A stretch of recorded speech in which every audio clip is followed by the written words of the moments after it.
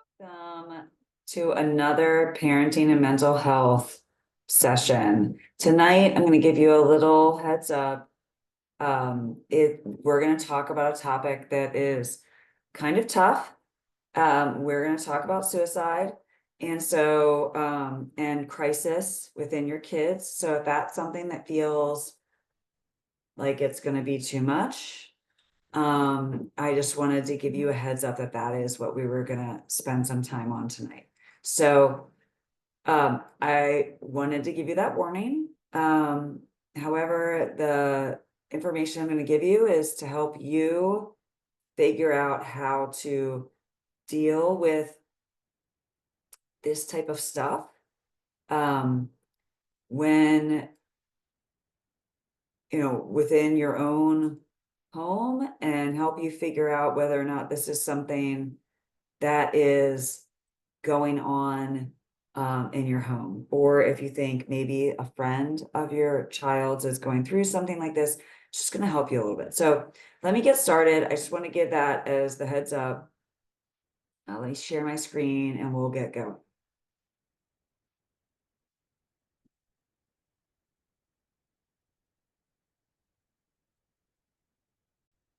Okay.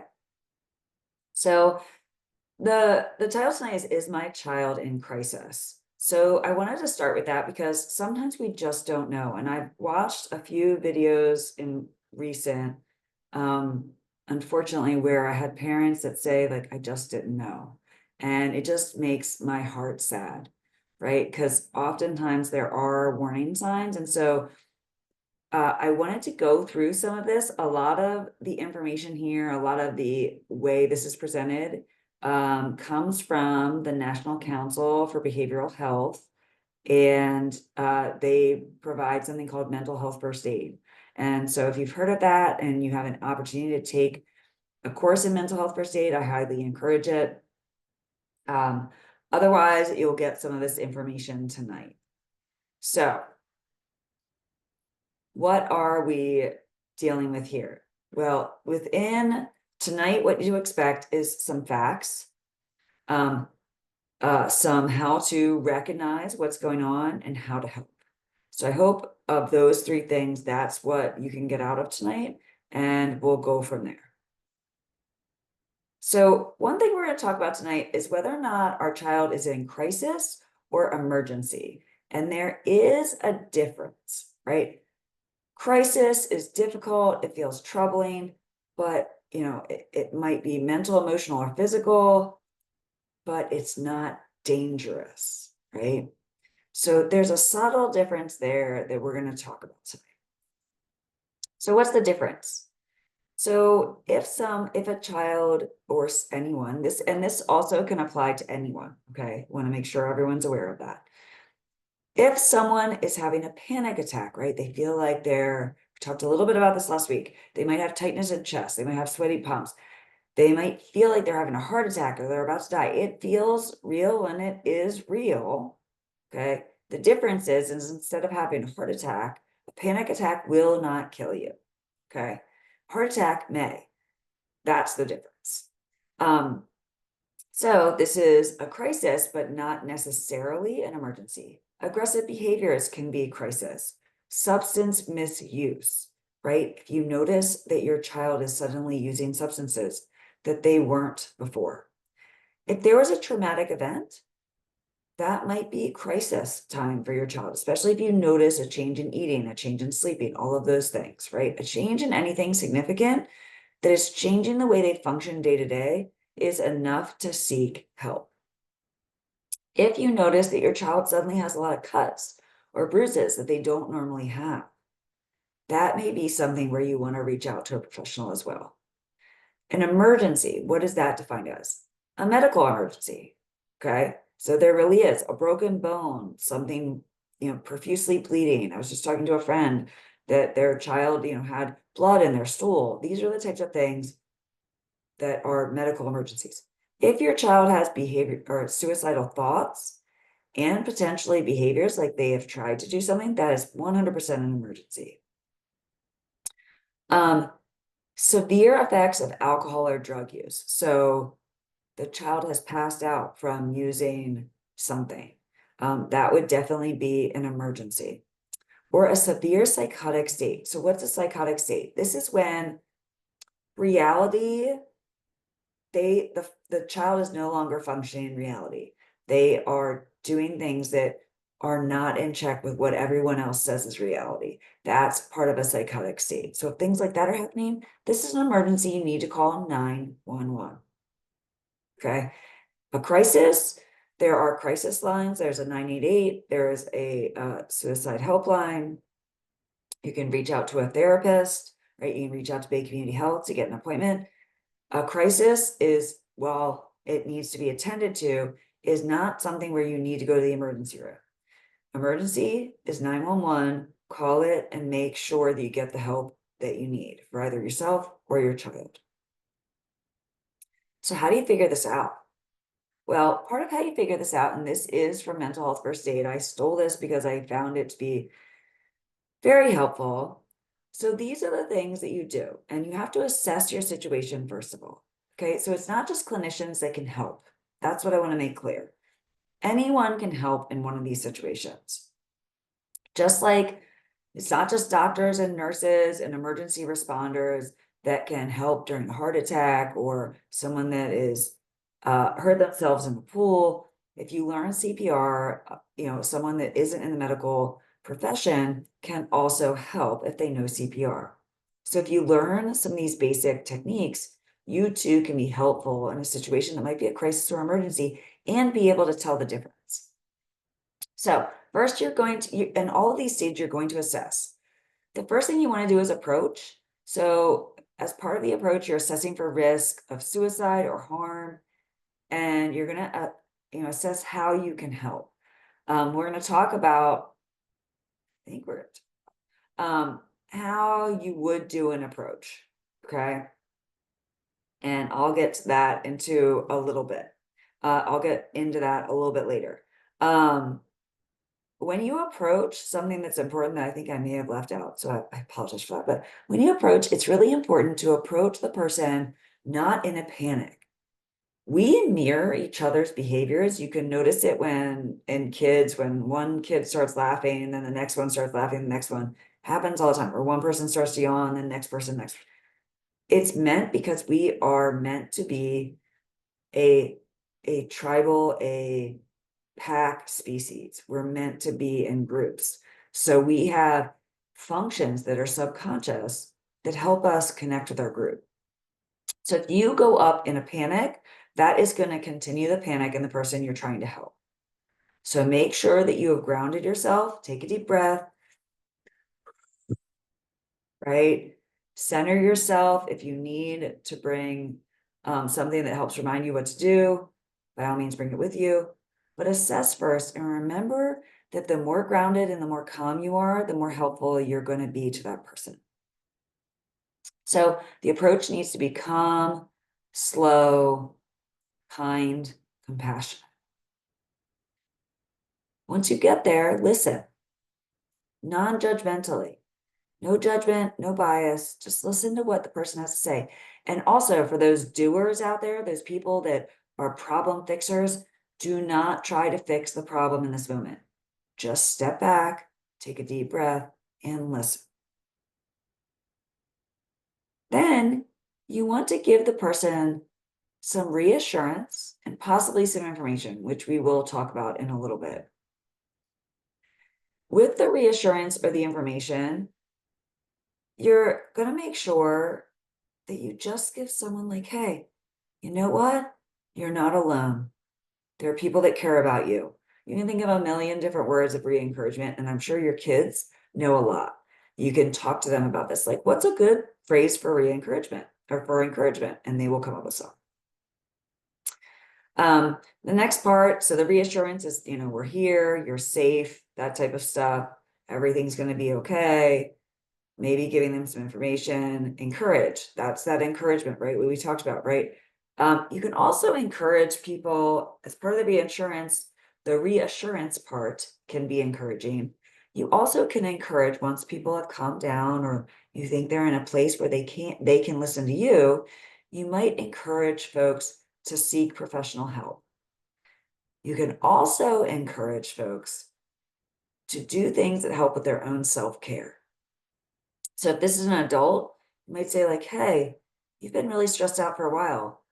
When's the last time you exercised? When's the last time you took a day off? When's the last time you got a babysitter? All of those things can be really helpful for your kids. It might be, when you get frustrated, how do you handle it? And talking through how they handle tough, stressful situations. And when they don't have the best answers, give them some. Okay. So with that in mind, we're going to watch a video and about what families, some case studies of families that have gone through this. Oh, but not before that happens. Just kidding. Okay. So I'm going to readjust.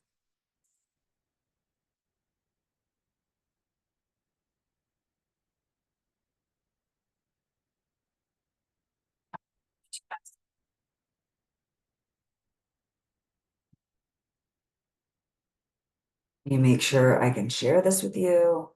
Sorry for the delay.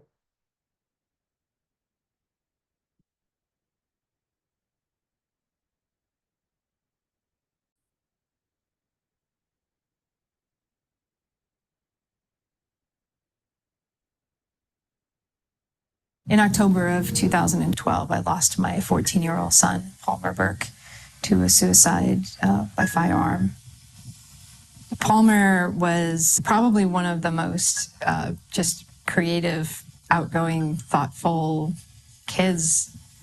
Here it is 4 years later, and I still feel like I'm in shock when I look at the great life my son had. He was, tall, handsome, athletic, had tons of friends, and lots of successes and plans, and it just ended. I really had no idea. Suicide was not on our radar. We didn't know enough about teen mental health or signs of suicide or teen depression. One of the challenging parts of identifying kids at risk for suicide is that this can come up and look very different for different kids.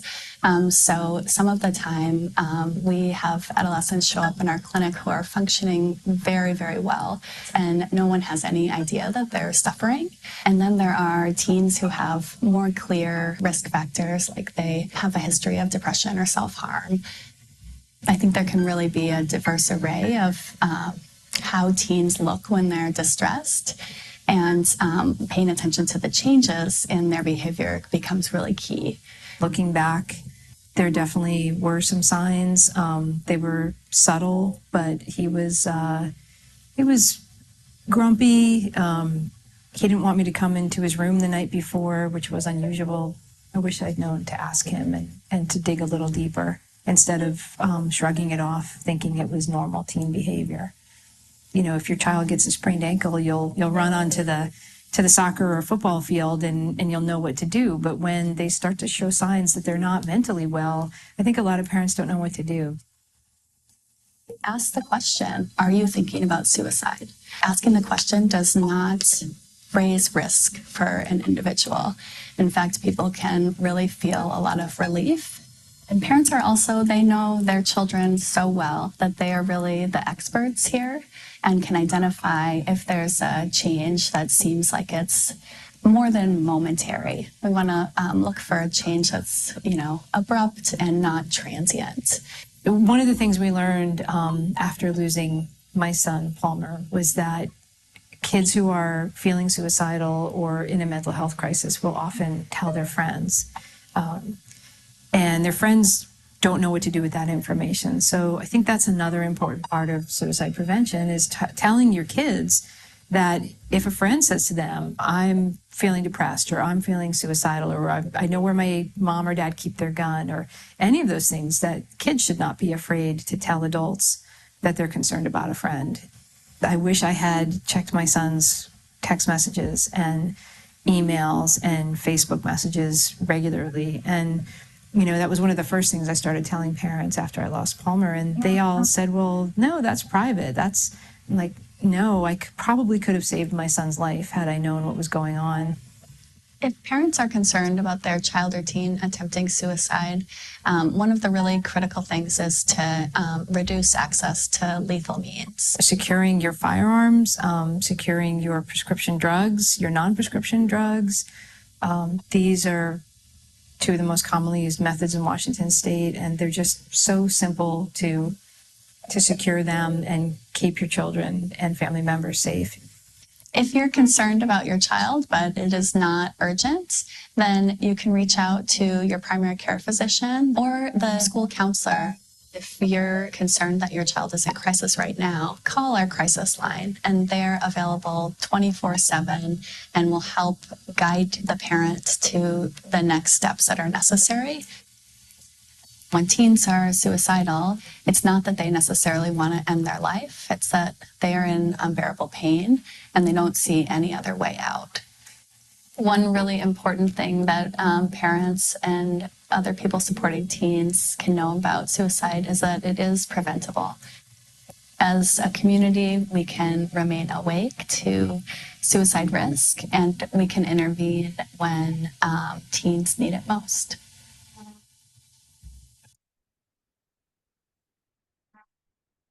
Thank you for listening to that with me. I know that was not an easy thing to watch. However, it is really important for us to hear those stories so that we can do better, right? So that we can, oh, just kidding. So that we can do better, right? So the first thing I want to do, there were a bunch of things in this video that pointed out a few myths that I've definitely run into in my career about suicidal ideations, harming oneself, and what that means. So I want to point a few of these out, and I hope that the technology will work for us. Oh. Well, that popped up faster than I wanted, but okay. So suicide myths. The first one is asking a person about suicide will encourage the person to attempt it. That is an absolute myth. That is not true at all. In fact, it's quite the opposite. All the research points towards if you ask someone directly, it will actually serve as a deterrent and will encourage the person, give the person some more encouragement to seek help. The next one, man, these come up too fast for me. Once a person is considering suicide, there's nothing you can do. Also completely false, right?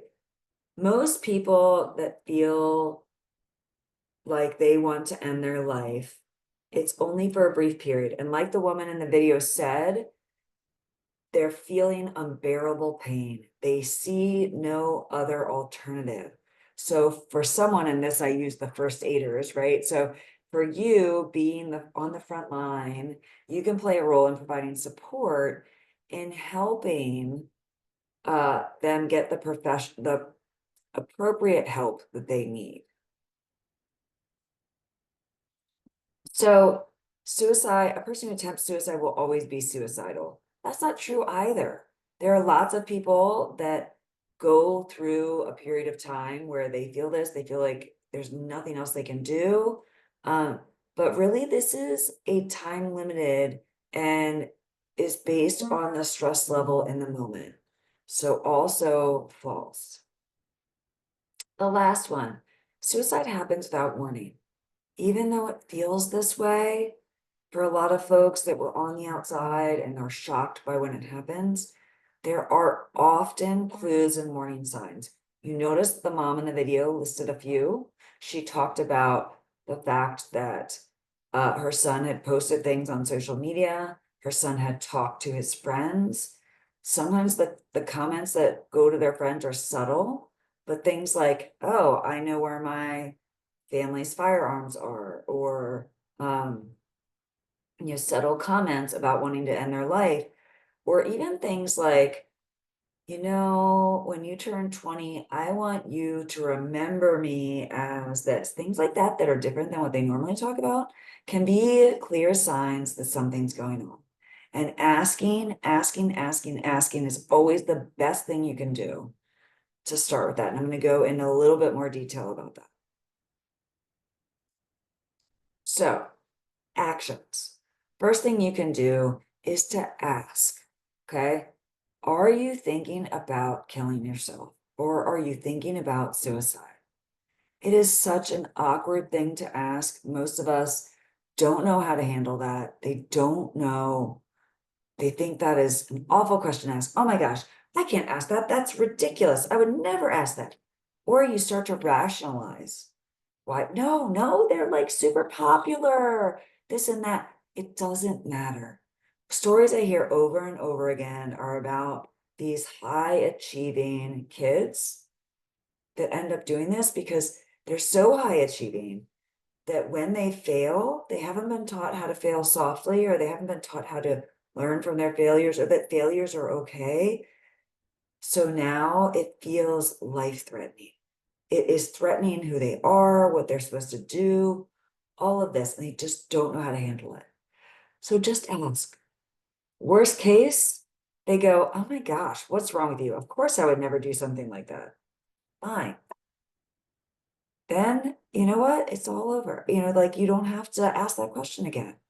Just then it opens up the conversation saying, well, you've been acting differently lately, so I'm just curious what's going on. If they say yes, then you can work to keep them safe for now. And I put two things on here. 988 is now the 911 for mental health crises. Call 988 if you feel like someone has had these suicidal thoughts, and let them talk to someone. And of course, the other one is 1-800-273-TALK. That is a suicide prevention line, and there are trained professionals there that can help your friend, your child, anyone get help. Okay. So we talked a little bit before that there are warning signs. There are. The child starts talking or writing about death, dying, or suicide a lot. Now, my one caveat with this, for younger kids, they might start talking about this a lot right after someone in their family has passed away. That would be the one exception, because then it's kind of healthy to be curious about death, dying, things like that. Okay. If you start talking about suicide, then that would be a clear warning sign. Otherwise, if there haven't been recent deaths in your family where this would prompt a conversation about death and dying, then you would really want to dig in and say, hey, like, noticed you've been talking a lot about this, or I noticed drawings that you've had have been very dark, and again, asking the question, have you thought of killing yourself? If they've threatened killing themselves or hurting themselves, that can be a real clear warning sign. Now, sometimes teens throw this out pretty easily, oh my gosh, I hate you, I just want to kill myself. Your teen, right? Your teen or your child best. How much they throw out those words. If this is the first time they throw something like that out, you need to stop and talk to them about how serious that conversation is. You really need to talk to them about that and recognize that if they say something like that, you're going to take it seriously, and that you might call for help, or you will immediately put them, you will get them a therapist. This is really important to let them know how serious using those types of words are. If you notice that your child starts looking for ways to kill themselves or others, or seeking means, or asking about prescription drugs or firearms, this is another good sign. They show a difference in their anxiety level or agitation. If your child has been anxious most of their life, then what you're looking for is a difference there, a difference in sleep or when they sleep. Maybe they've had something recent that was really tragic, and they start feeling like they have no sense or purpose. They feel like they have no motivation. Okay, those things, they say they feel trapped or there's no way out. All these things can be really clear signs. And again, as a parent, some help there. So first, notice the signs and you can get your child help. The next part of this is talking through helping them find purpose. So maybe they got cut from a team, or didn't make a dance troupe, or they got bad grades for them, or maybe they felt like they did something horrible and they let you and, other people down, remind them that this is just a learning experience. And remind them that if they learn from it, then it's not the end of the world. And talk them through what they learned from it. Be there as someone who can be compassionate, even though you're angry at them for what they did. Remember that they need to feel like there are alternatives, that there are choices, that there are ways that they can correct the wrongs that they've done or they thought they've done. Okay? So as long as they feel like there's a way out and there's a choice, this will keep them out of those suicidal activities. So again, we talked about this. Oh, why did I go backwards? Sorry about that. Okay. So another action, especially if you notice those warning signs, connect them with a professional. If you don't feel as though you're safe, so if this feels really detrimental, then call 911 immediately. Okay. I've had this happen in a family where they had their teen actually had a psychotic break, and the mom went in to try to handle the situation, and the son was big and strong and overpowering, and the father had to call 911. Sometimes that's the best thing you can do, because then you have trained professionals that can handle the emergency that will help de-escalate the situation. Okay, so part of how to assess, I've talked a lot about this. So first you just assess the situation. What's going on? What are they saying? What are they doing? Ask the question. If they say yes, they've had thoughts of this, then ask them next about how they are planning. This will not bring them closer to it. Okay, this is where people get really scared and they don't know what to do. And they're like, well, I'm not going to ask them how they plan to do it. That might help them figure out how to do it. It doesn't. Okay, if you ask them about planning, and past experience when I've had this with my clients, I do ask them the question. They will say, yes, I've thought about this. And then I ask, well, have you thought about how you're going to do this? And then they'll usually be pretty honest with you. And I was like, yeah. And then you keep asking them questions about it, right? So if they say, oh, well, I'm gonna take this. Well, do you have access to that in your house? If it's your house, then you'll know immediately, oh, they have access to that or they don't. Or do you have a friend that has, where would you get that? You just ask them that. Again, it's not bringing them closer to it. It's allowing you to assess whether or not this is something they can really do and they've thought it through. If they answer all these questions, so they have a plan, and ask them again, have you decided that this is what you're going to do? That's a really hard question to ask, especially as a parent. If they say yes, you've got to call 911. Okay. You can ask them and look for signs of it. If they've done things like cutting or self-harm, you want to go back to step 2 and ask questions about have they thought about killing themselves. Sometimes hurting and killing are different.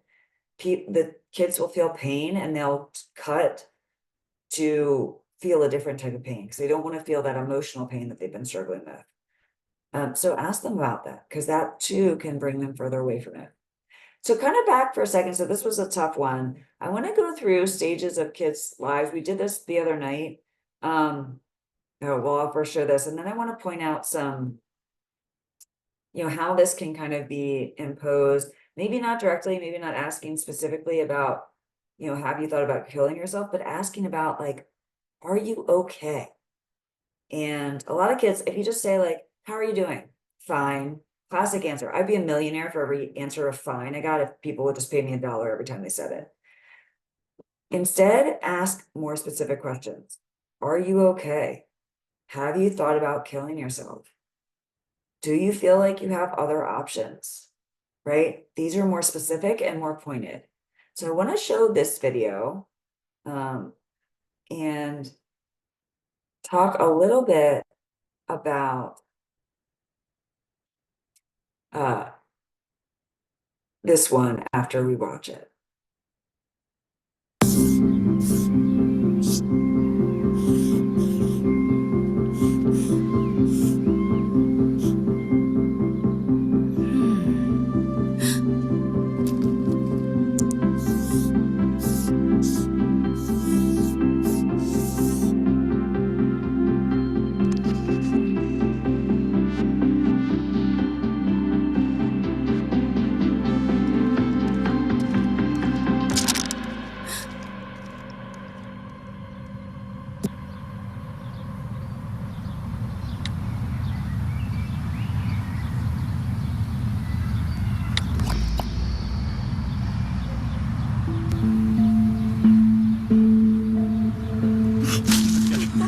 I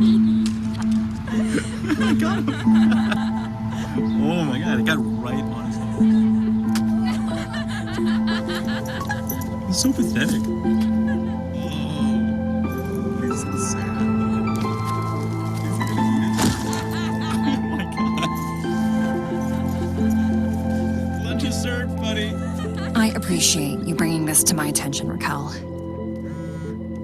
Noah has a, history of incidents. Why do the quiet ones always get picked on? We take bullying very seriously. We can't police the internet, of course, but I'll make a report of it.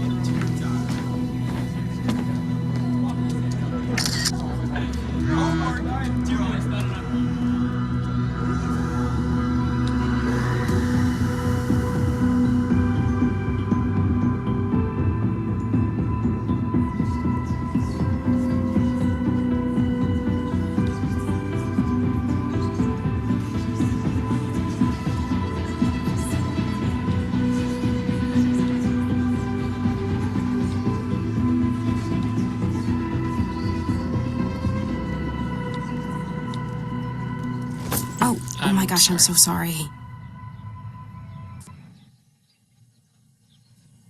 Hey, are you okay?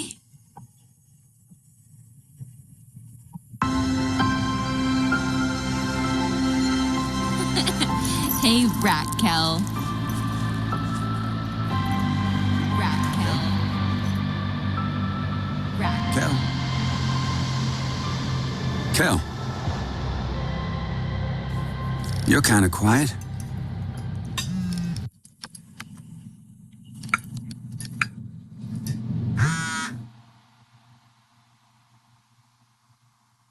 Those kids still bothering you?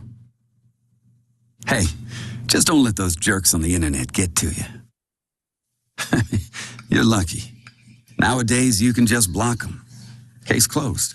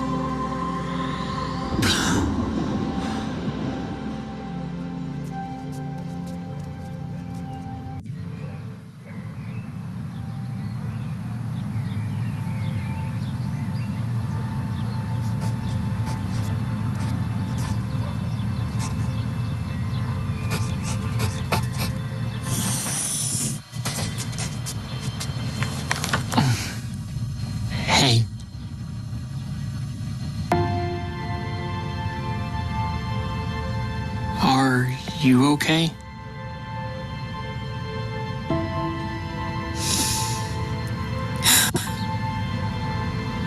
Man, this sucks.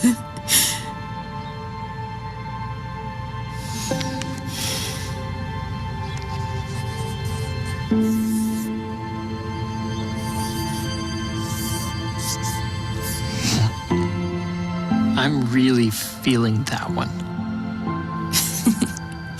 I know, right?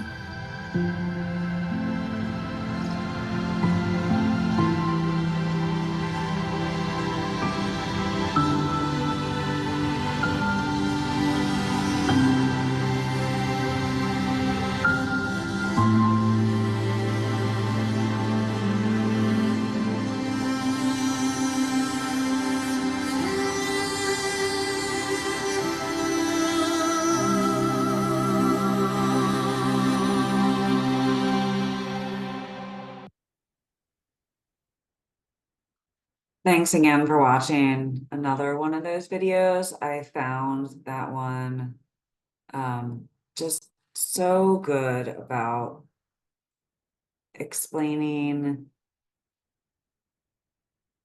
to kids or just to anyone, really giving an explanation of how sometimes, we just don't feel like ourselves. So, and, just asking the question, are you okay, can be so, so helpful. I really loved the fact that it highlighted social media, and for a lot of our adolescents and teens, social media is a huge part of their life. And so we have to acknowledge that and recognize that we can't prevent them from being on social media, but we certainly can try to, like the mom said, monitor it to a certain extent. Also, pay attention and report when bullies begin. It's really hard, like the school said, it's hard to police the entire internet, but when you find things that are threatening, reporting it. And talking to your kid about what that's like and are they okay? And fortunately, the father was really dismissive. He did ask, but then he said, oh, you can just block them, right? Maybe asking his daughter, well, how's that making you feel? Or, giving her some sort of positive support in how to handle it, besides just, oh, we'll just block them, then it's all over, right? Because those kids still go to school with her. So some things I wanted to point out quickly related to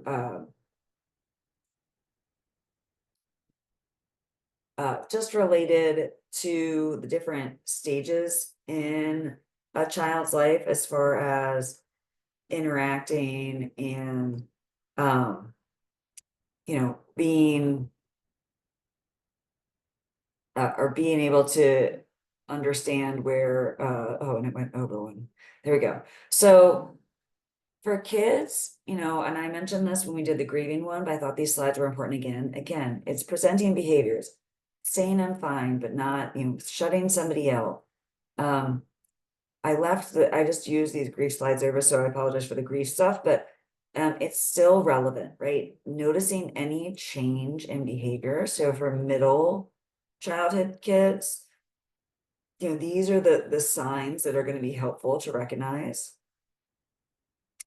For elementary school kids, there might be, you might notice, and while suicide is less prevalent in younger kids, it's still something where kids might try to hurt themselves, and if they have access to something, it's still possible. So making sure that firearms are locked up, they are out of access of children.